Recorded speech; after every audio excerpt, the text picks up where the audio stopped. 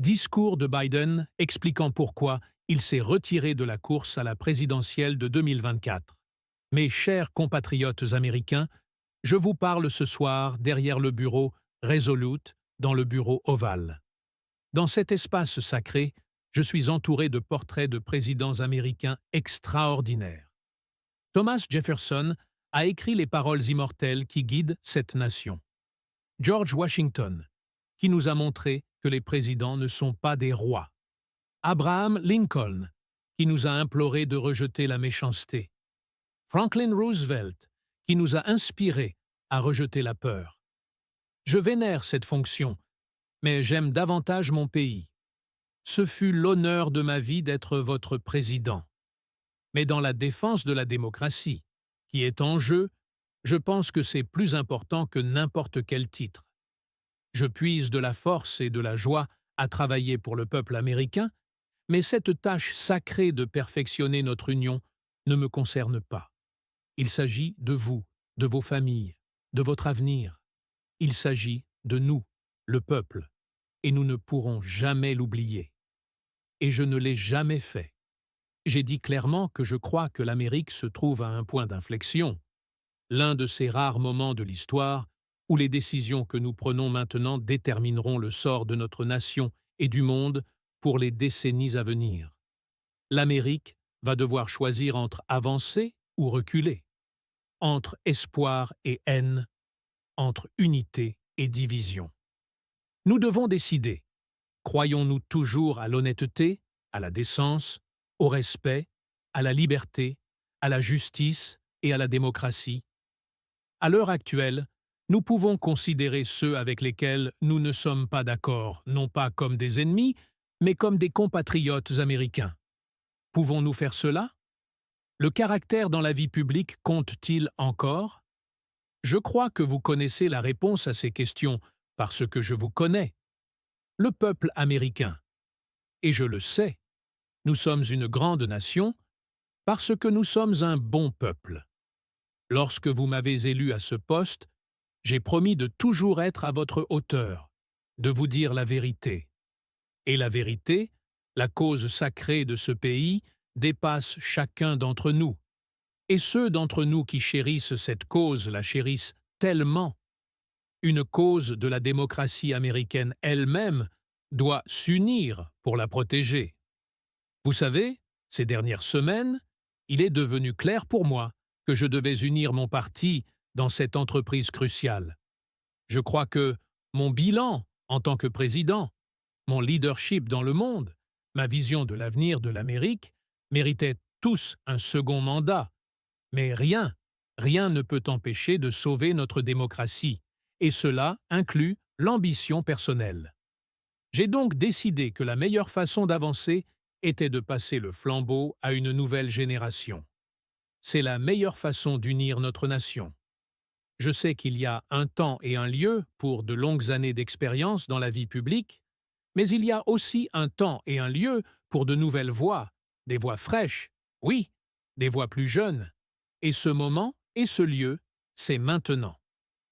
Au cours des 6 prochains mois, je me concentrerai sur mon travail de président.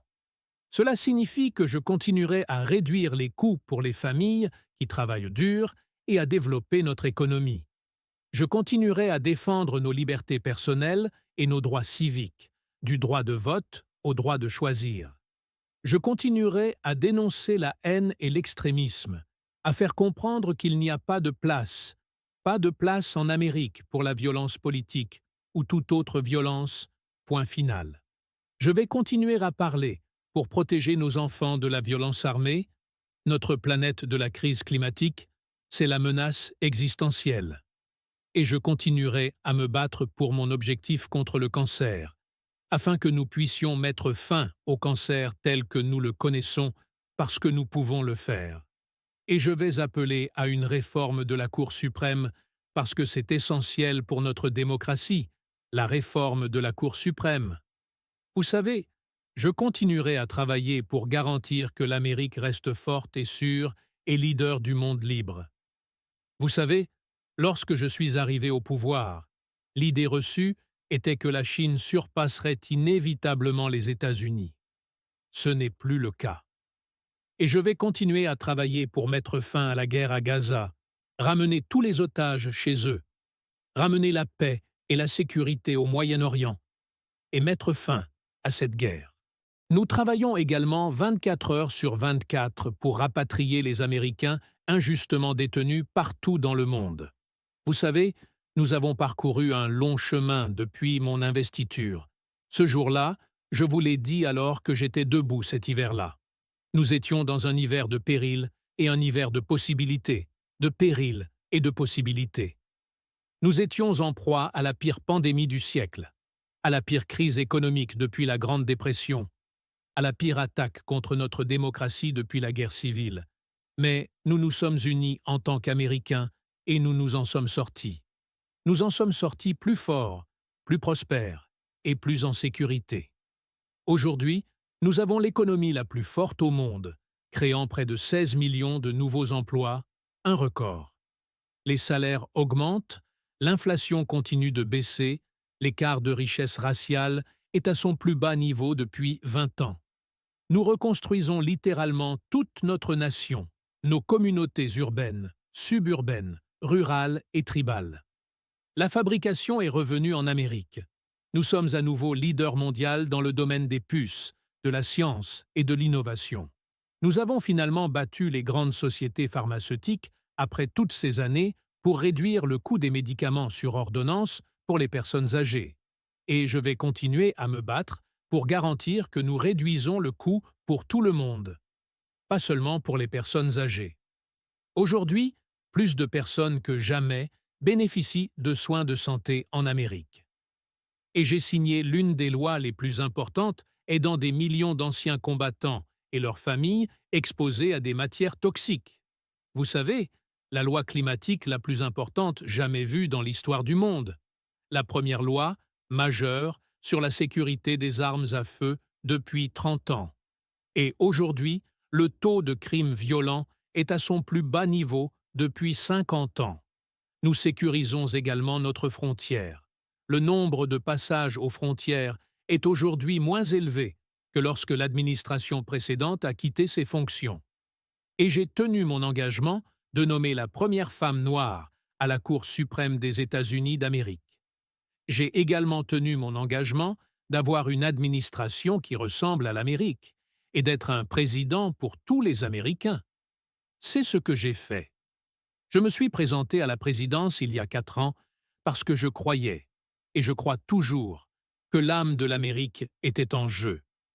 La nature même de qui nous sommes était en jeu, et c'est toujours le cas. L'Amérique est une idée plus forte que n'importe quelle armée, plus grande que n'importe quel océan, plus puissante que n'importe quel dictateur ou tyran. C'est l'idée la plus puissante de l'histoire du monde. Cette idée est que nous tenons ces vérités pour évidentes. Nous sommes tous créés égaux, dotés par notre Créateur de certains droits inaliénables, la vie, la liberté et la recherche du bonheur. Nous n'avons jamais pleinement respecté cette idée sacrée, mais nous ne nous en sommes jamais éloignés non plus, et je ne crois pas que le peuple américain s'en éloignera maintenant. Dans quelques mois seulement, le peuple américain choisira le cours de l'avenir de l'Amérique. J'ai fait mon choix. J'ai fait connaître mon point de vue. Je voudrais remercier notre grande vice-présidente, Kamala Harris. Elle est expérimentée, elle est dure, elle est capable. Elle a été une partenaire incroyable pour moi et une leader pour notre pays. Désormais, le choix vous appartient, au peuple américain. Lorsque vous faites ce choix, souvenez-vous des paroles de Benjamin Franklin. Il est accroché à mon mur ici, dans le bureau ovale, à côté du buste du Dr King, de Rosa Parks et de César Chavez.